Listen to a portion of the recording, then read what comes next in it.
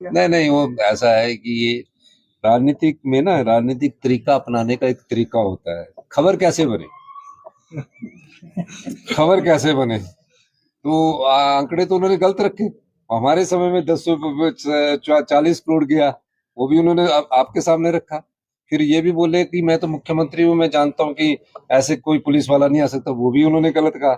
फिर तीसरी बात उन्होंने गलत, सारा योजना की गलत कह दी। तो ये ना स्टैंडिंग लैंग्वेज होती है।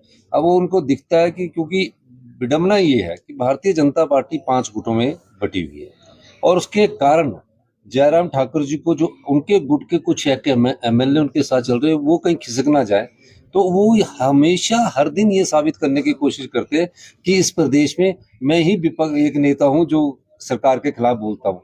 क्योंकि इनके जो दूसरे गुट के लोग हैं, वो दिल्ली में जाके, दिल्ली में केंद्रीय नेताओं को ये बोलते हैं कि जी वहाँ विपक्ष कुछ नहीं कर पा रहा है। अब कर इसलिए नहीं पा रहा क्योंकि ये आपस में 5 गुटों में बटे हुए हैं। जयराम जी अपनी कुर्सी बचाने में लगे हुए हैं। जयराम जी को आप भी देखते हैं कि वो फट से ऊपर खड़े हो जाते हैं, छोटी छोटी बात पर खड़े हो जाते हैं। उन्हें गुस्सा नहीं करना चाहिए, उन्हें अपने स्वभाव को शांत रखना चाहिए। पॉलिटिक्स में ग्रुप चलते हैं, 4 हो या 5 गुट है, उन्हें उसमें तनाव नहीं आना चाहिए, और इस तरह भी तनावग्रसित रहकर राजनीति नहीं चलती। तो मैं ये कहना चाहता हूँ कि जयराम ठाकुर जी जो है, वो सिर्फ अपना विधायक दल के नेता पद को बचाने के लिए जोर जोर से बोलकर और बात काटकर अपनी बात को प्रकाशन के माध्यम से आगे लाना चाहते हैं, चाहे वो पत्रकारिता का माध्यम है, चाहे सोशल मीडिया का माध्यम। सर, एक मुद्दा सुरेश जी के सवाल पर भी उठा था कि खाली बिल्डिंगें हैं, उन पर 1,000 करोड़ रुपए। देखो, 1,000 करोड़ रुपए की खाली बिल्डिंगे जयराम ठाकुर जी ने अपने ठेकेदार मित्रों को मदद करने के लिए पहुंचाई। 1,000 करोड़ की तो वो बिल्डिंग है जो अभी जानकारी में आई है।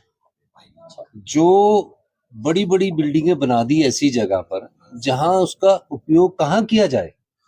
या तो हॉस्पिटल में पैसा लगाते, जैसे कि हमने मेडिकल कॉलेज में पैसा लगाया। ये बड़ी बिल्डिंगें बनाई क्यों है? अब 50-50 करोड़ की छतरी में एक बिल्डिंग है 50 करोड़ की, जिसमें 32 बच्चे आईटीआई के, भी 32 बच्चों को आप स्कॉलरशिप 5,000 रुपए का स्टाइपेंड देकर किसी डिस्ट्रिक्ट आईटीआई में दाखिल करवा लो। तो जो गवर्नेंस का मॉडल पिछली भारतीय जनता पार्टी की सरकार का था, वो लुटाने का था, वो लुटाने का था। हमारा जो मॉडल है, ना तो हम प्रदेश की संपदा को लूटेंगे, ना ही लूटने देंगे, ये हमारा मॉडल है। और इसीलिए हम जो योजनाएं ला रहे हैं, चाहे शिक्षा क्षेत्र में हम क्रांतिकारी परिवर्तन ला रहे हैं, चाहे हेल्थ सेक्टर में हम क्रांतिकारी परिवर्तन ला रहे हैं, चाहे ग्रामीण अर्थव्यवस्था में हम क्रांतिकारी परिवर्तन ला रहे हैं, चाहे पर्यटन में परिवर्तन ला रहे हैं। ये एक सोच है, ये सोच पहले लानी पड़ेगी, फिर उसके आगे इस कार्य को तेजी से करना पड़ेगा। तो इन सब चीजों को हम लाकर आगे बढ़ने की कोशिश कर रहे हैं। जयराम जी ठाकुर जी के समय जो गवर्नेंस अगर अच्छी करना चाहते हैं, गुड गवर्नमेंट के लिए गुड गवर्नेंस का होना जरूरी है, अच्छे शासन के लिए अच्छे प्रशासन का होना जरूरी है। अगर उनका अच्छा प्रशासन होता तो चुनावों से पहले 5,000 करोड़ की रेवड़ियां बांटने के बाद भी वो दोबारा सत्ता में नहीं आए। तो मैं गवर्नेंस की बात ये कहना चाहता हूँ कि 70,000 करोड़ के लगभग 70,000 करोड़ के लगभग 48 से 54,000 करोड़ के बीच में उन्हें आरडीजी मिली है, और तकरीबन 13 से 16,000 के करीब उनको जीएसटी कंपनसेशन मिला है। जब पूर्व मुख्यमंत्री वीरभद्र सिंह जी सरकार छोड़ के गई थी, उस समय हिमाचल प्रदेश की हमारी सरकार पर 48,000 करोड़ रुपए का कर्ज था। अगर 70,000 करोड़ में से वो पूरा 48,000 करोड़ रुपया माफ भी कर देते, तो भी उनको 23,000 करोड़ रुपया उनके पास बचता था। हमें कितना मिला 3 साल में?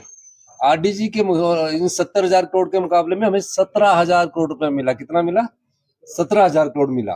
तो 17,000 करोड़ में हमने प्रदेश के सरकारी कर्मचारियों का एरियर भी दिया, 70 साल वालों का पूरा एरियर भी दिया, डीए की किस्तें भी दी। और अब इन्होंने क्या किया? ठीक कहते हैं कि जयराम ठाकुर जी ने अगर जाना था केंद्रीय वित्त मंत्री से और होम मिनिस्टर से मिलकर, तो मुझे भी साथ लेकर चलते, मैं तो बोल रहा था। अब वो गए होंगे, वो चाह रहे होंगे कि किसी तरह हमें आगे धन ना मिले। अब आरडीजी तो अब मिल नहीं रही, लेकिन रुकवाने के लिए जाते हैं। मुझे लगता है वो बार बार विधानसभा में जरूर बोलते हैं, लेकिन मुझे लगता है, और आजकल तो शब्दों का इस्तेमाल भी वो कुछ गुस्से में आके करने लगे, पर मैं उनके शब्दों का बुरा नहीं मानता। तनाव में ऐसी बातें और गुस्से में ऐसी बातें निकल जाती है। बाद में रात को जब वो शांति से सोएंगे तो